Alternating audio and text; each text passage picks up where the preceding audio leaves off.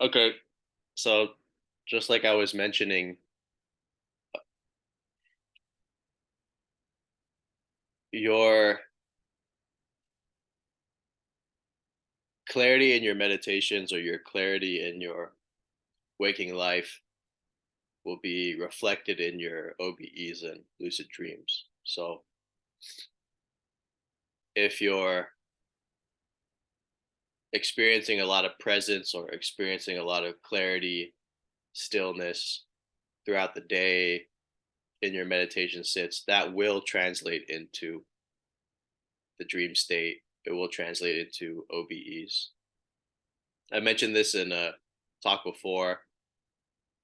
Lucid living is one of the keys to lucid dreaming. It's it's the fact or the experience of having lucidity, period, that is really essential to this work. So generally, we're pretty distracted, especially with our busy lives and with technology. There's always it's always something that our attention is being tunneled into, especially with our phones. And the more focused this attention is on technology or on uh, minute things, it seems the more often we're distracted. So as soon as we go for a walk or we go into nature or we go into the desert or into the beach where our focus is more open, we find that we have a lot more lucidity and a lot more presence and awareness. So doing and engaging in activities where you don't have to use your mind uh, is a very helpful and very useful thing for your meditation practice and also for lucid dreams and out of body experiences. Like for me, I go on walks sometimes, and on those walks I don't even try to meditate. I just go on a walk, and I don't necessarily let my mind engage in thinking or planning, but I really go on a walk and I just walk and take in all the scenery and allow my mind to be in a natural state. So awareness will be present for a few seconds or a few minutes, and then the mind will get distracted momentarily, and then it'll come back to being present again naturally. So this process is really useful for developing or experiencing more lucidity. So what do I mean by lucidity? When I say lucidity, I mean you're actually conscious. You're actually attentive. You're actually aware. So usually when I talk, for example, when I'm speaking, I'm not actually aware. I'm on autopilot, right? Especially if I'm having a conversation where I really have to remember facts and uh, consider different outcomes. Basically, anything that makes me really, really use my mind, for sure, uh, not going to be aware, conscious, awake, viscerally uh, in that particular conversation or moment.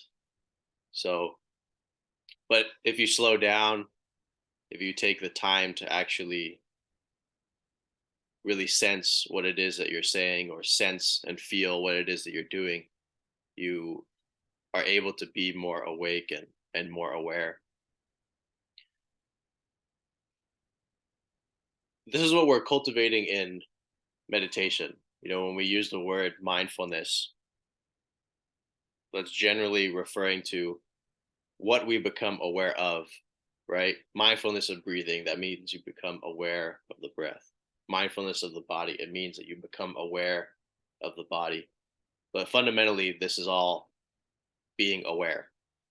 It's just that in meditation, it's usually attached to an object, but it doesn't have to be. So, all the formless meditations like Zen, Vedanta, um, different self inquiry sorts of practices, you're letting awareness, you're letting this natural lucidity just be without directing it at anything. So when we think of the term awakening, right, when someone starts to experience an awakening, generally we're referring to the transition from our material oriented life to a more spiritual oriented life, or some gift or capacity that we have becomes discovered. We awaken to it, right? This is what generally spiritual awakening means. But awakening in the context of non-duality, or what I'm talking about when I refer to awakening, I mean that the consciousness itself actually begins to experience being awake. So it's not necessarily that you're awakening uh, to a specific capacity, even though that will happen, right? Like here, we're awakening to OBEs. Some of us are awakening to like shamanic abilities, healing abilities. You're awake. You're always awakening to something. Something's always developing and being discovered. But I mean the actual awakeness, like the visceral being aware. That's what I'm referring to when I'm saying awakening and lucidity. So let's take an example. Um, when I'm eating is one of the, I mean, it's just a fascinating thing. As soon when most of us eat, especially for me, like there's almost no mindfulness. For some reason, as soon as you put food in your mouth, you just start thinking. There's so many thoughts that the food tastes so good, so your attention goes completely into the food. And yeah, one of my teaching monks mentioned that. He's like, yeah, everyone's a good meditator till they get like a tasty piece of food in their mouth, and then boom, their mindfulness, their awareness is gone. So when we eat, or when we engage in most activities that are sensually stimulating, there tends to be like a full absorption of our consciousness into that particular sensation. So there's not much, if any, wakefulness or awareness in activities that are most pleasing and stimulating to the senses. Of course, there's everyone's different, so it may be the case that for whatever reason you're even more aware during those activities. But generally, for most people that I've taught and most people that I talk to, the more sensually pleasing or stimulating the experience is, the less clear or less present their lucidity or awareness is.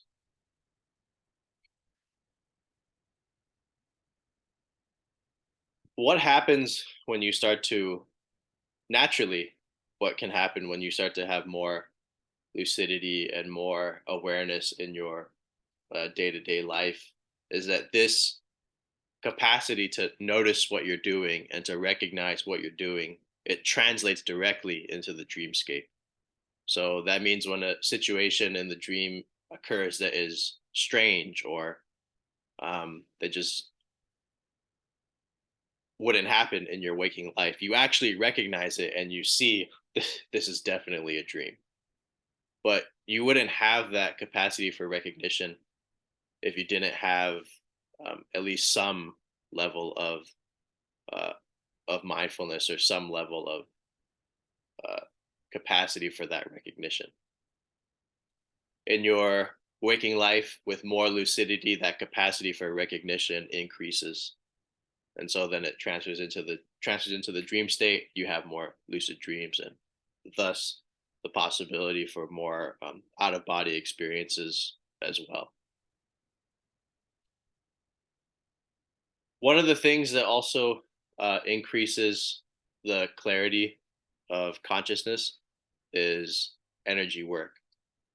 So there's a particular method called energy body tactile imaging, or energy body tactile stimulation. So this was uh, designed, discovered, invented by Robert Bruce, the guy who wrote Astral Dynamics and He also wrote a book called Energy Work.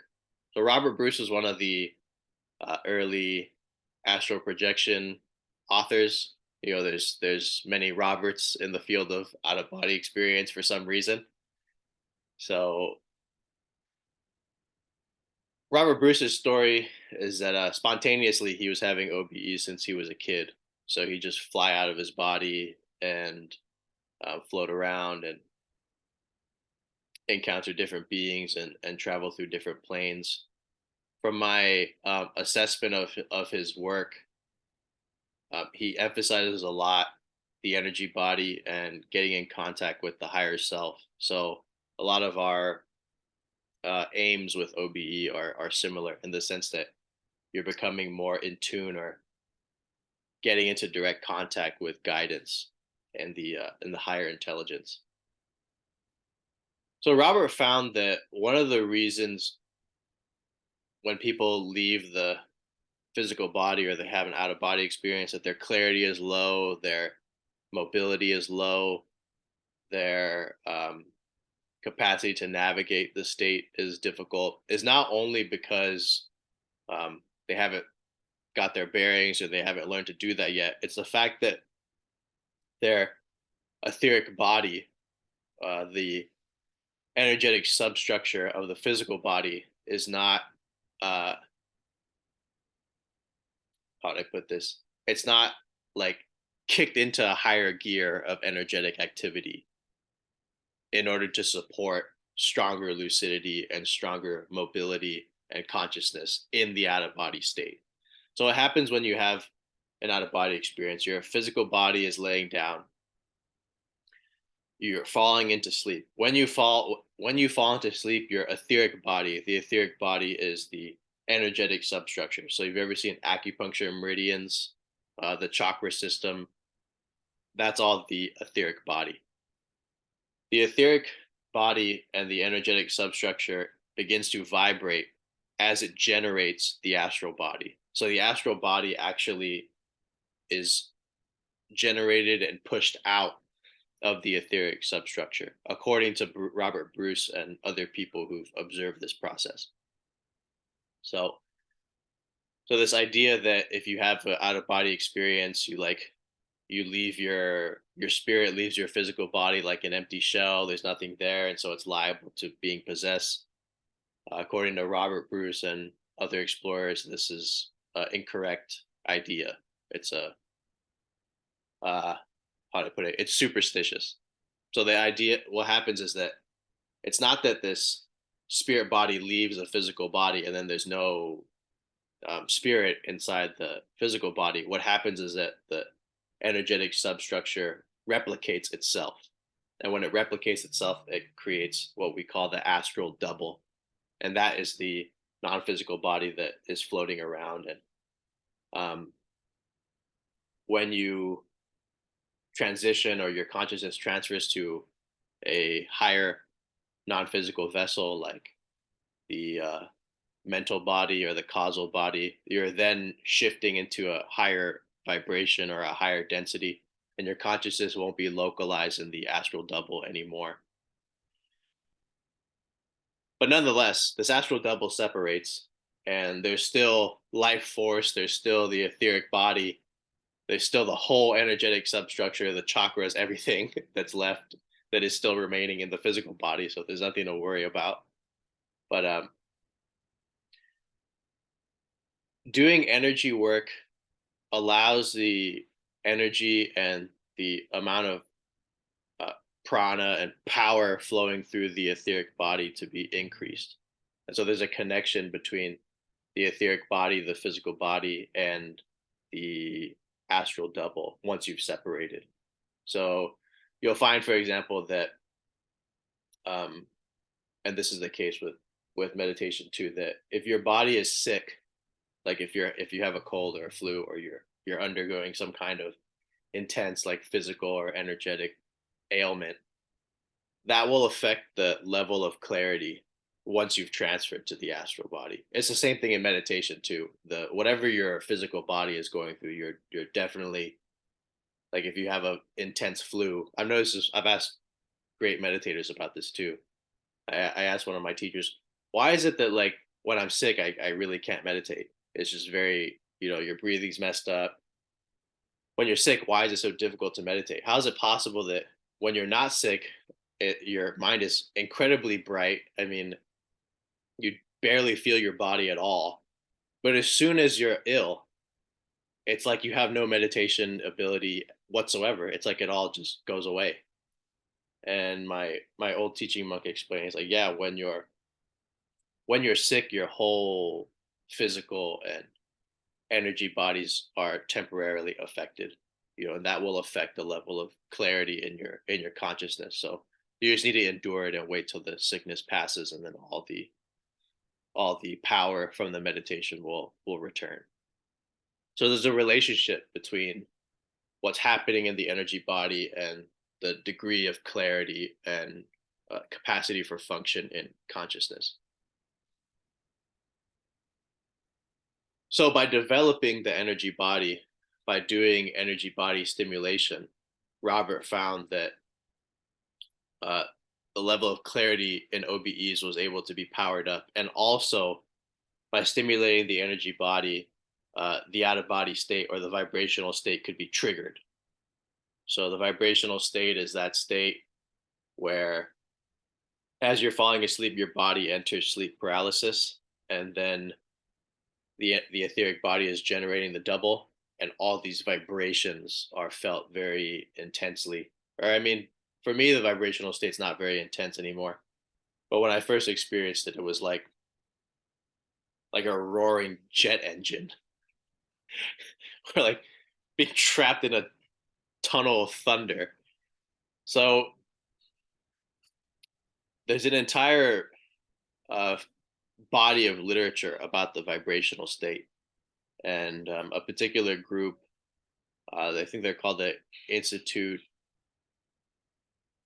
AIC, Institute for Advanced Consciousness Studies, or something like that. They do a lot of energy work specifically to trigger the out of body state. Their exercise is called velo, so it's a vertical, energetic, longitudinal oscillation. So they basically start with energy at the top of the head, and they move it down all the way to the feet. They have this like pushing motion that they're doing very actively. It's not a passive exercise. So they're pushing energy from the top of the head down to the soles of the feet, and then back up to the top of the head, pushing it back down to the soles of the feet.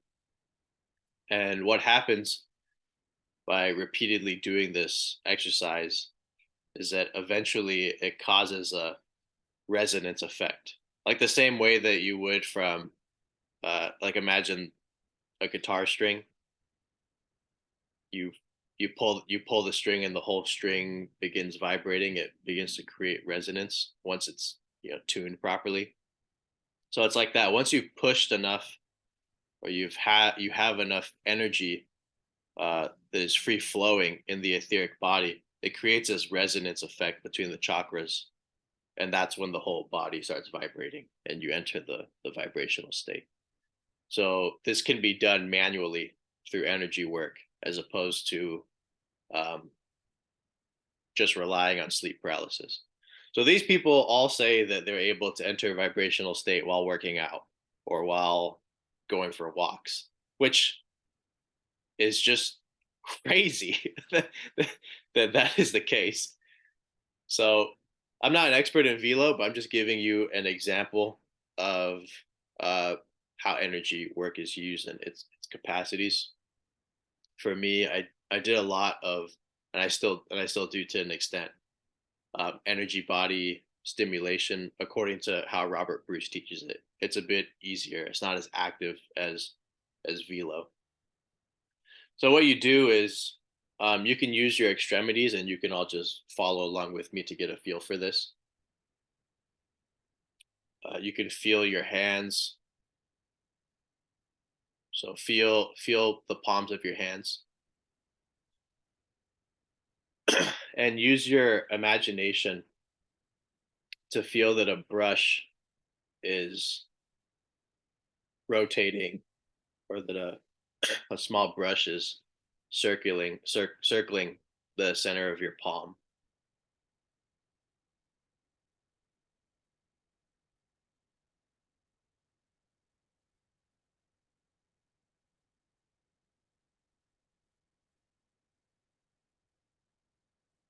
So not everyone will feel this, but I'm sure all of you are somewhat sensitive. Now you can try your right hand and use a larger brush or a larger uh, section of intention, and imagine that this brush is going, feel that this brush is moving from the bottom of your hand all the way up to the tops of your fingers and then back down. So you're moving awareness just for now, just on the surface of the hand all the way to the top and then back down.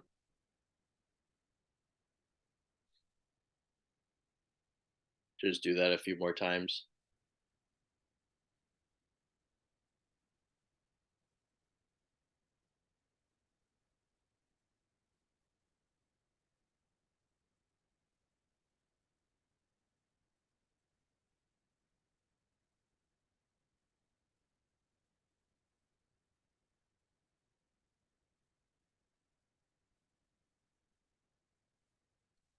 Okay, now use both your hands and imagine that the brush,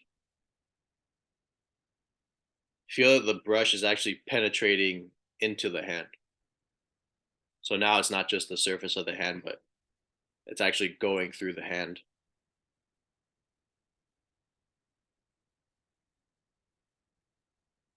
Feel that it's going through the entirety of the hand.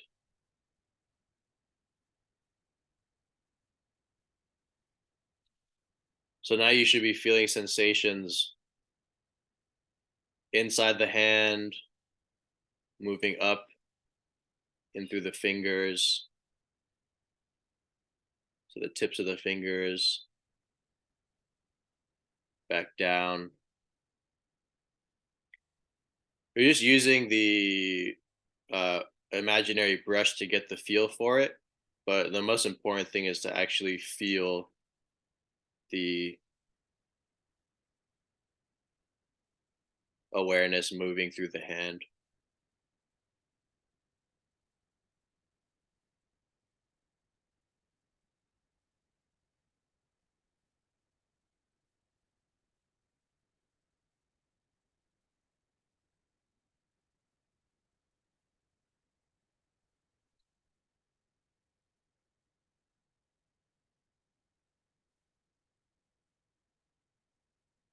Okay, now we can switch to the feet briefly. So repeat the exercise we just did now on the soles of the feet.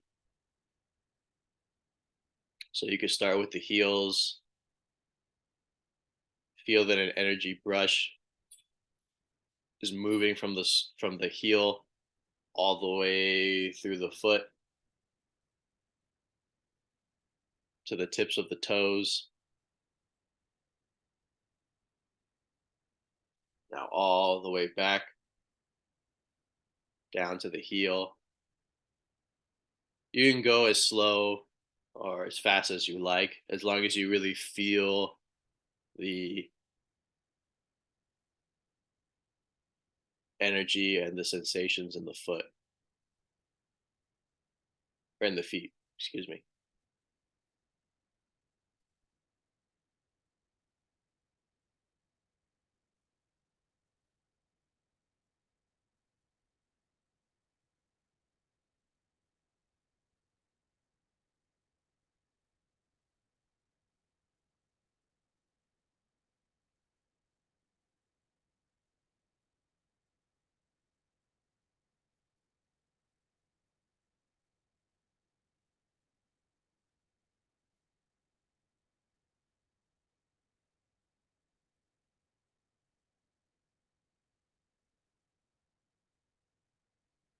So this is the the basis for the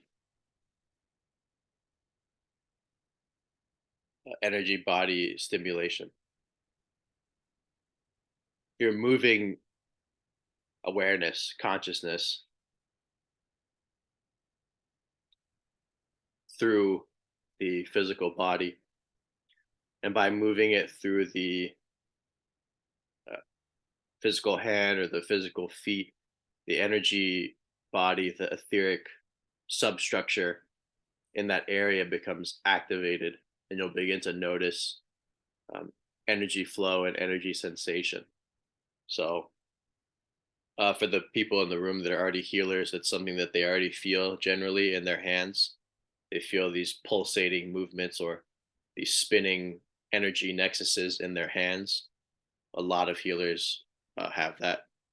So that's the case, but not only in the hands, also in the feet, and also in all the major energy centers. So the basic chakra, the sex chakra, the navel, solar plexus, heart, throat. These are all the major energy centers up to the eyebrow, the forehead, and the crown. So you'll notice that if you do the exact stimulation I just explained to you on the major energy centers, that the amount of energy you're sensing in that region will increase. So by stimulating the physical extremities and by stimulating the physical body, you begin to actually sense and experience the etheric and the energy body. So what has happened to me is just from doing this, like up and down, feeling through the entire hand or feeling through the entire foot, specifically feeling through the entire feet very, very slowly. So I was like moving the awareness and the attention just like very, very minutely, feeling every single little sensation through the foot. That triggered an out of body experience for me once. So what happens is that one, you become very relaxed, uh, and two, whenever the it's very similar to when you're keeping your attention outside your physical body as you fall asleep. It's almost like anything that offsets the placement of the etheric body, even just a little bit, will trigger the vibrational state. So when you fall asleep and you're keeping your full attention outside your physical body at an object in the room or in some scene, like the like as taught in the target method, it's almost as if that little um, having consciousness just be like not so not completely embodied is enough to offset some of the etheric structures and actually trigger the vibrational state. So it's the same thing when you're doing this energy work through the foot or through the feet. You're stimulating the etheric body by doing this very, very slow movement. And with that stimulation, there's an increase in energy. And with an increase in energy, you can have a kind of offsetting effect, and then bang, the vibrational state can begin. Um, that hasn't only happened to me, that's happened to Robert Bruce and lots of people that have done energy work on just the feet. But of course, reflexology, the in Chinese medicine, all the internal organs are connected to the feet or and to the hands. So the feet and the hands are uh, they're pathways to all the various internal organs in traditional Chinese medicine. So that may be related. I'm not an expert in TCM, so I don't know for sure, but I suspect that's what's going on. So you can stimulate your feet, stimulate your hands for an energy stimulation session that you'd want to do before an OBE exit. You could do it for 15 minutes. You could stimulate your feet, stimulate your hands, and stimulate uh, the entire physical body. So that means you would feel this brushing movement or um, this movement through the actual physical and etheric structures in the shins and the knees and the thighs, the hips, through the stomach, the chest, the arms, through your head. And so one of the there's lots of different things you can do in energy work. I'm just giving you like the most basic stuff, which is full body stimulation, is what they call it. You just brush through the entirety of the physical body. And once you get a feel for the etheric substructure and you begin to feel more energy, you can gradually move towards stimulating the primary energy centers. So we can go over that in the future. Um, there's even parts of energy work that Robert Bruce teaches that I don't even do. So if this particular thing really interests you, I recommend just go on Amazon and get his book. It's called Energy Work because he talks about stimulating the spine. So imagining feeling a ball of energy at the base of the spine, moving it to the crown of the head, back down to the base of the spine, and moving it like this, or doing a rotation like in Taoism's microcosmic orbit. You move the energy up the spine, down the front of the head to the um, dantian, and then back to the base of the spine in a movement like this. So all of these more intricate and advanced energy work techniques, Robert Bruce explains them in detail in his energy work book. When I do energy work, I've found directly 100% without fail, it actually increases the clarity of the OBE for sure. So it's useful, um, not only for bringing more clarity and giving you more physical vitality, but it really powers up your um, non-physical adventures and your explorations in consciousness. So yeah, this was the brief of it. Um, Next week we'll go over we'll do a whole energy work session next week.